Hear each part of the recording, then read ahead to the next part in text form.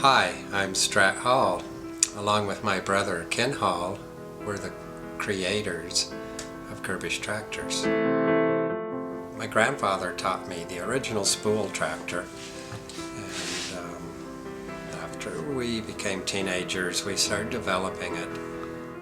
The original tractor idea, as I will show you, is an American folk toy idea, probably created long after the invention of rubber bands, made from a spool of thread and originally a matchstick and a piece of soap. So now we've sophisticated them, and you can see some of the newer tractors.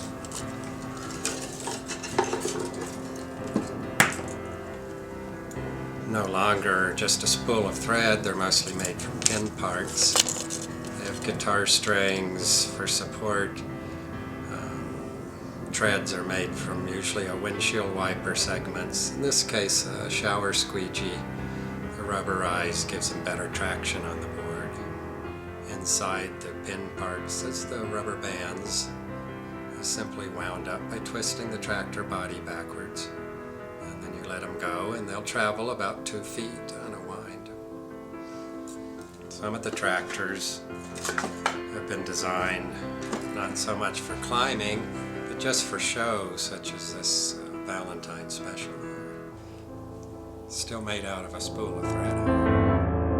The tractor board sculpture itself is made of paper mache, primarily the Denver post, and reinforced with polymer, so it's sort of plasticized.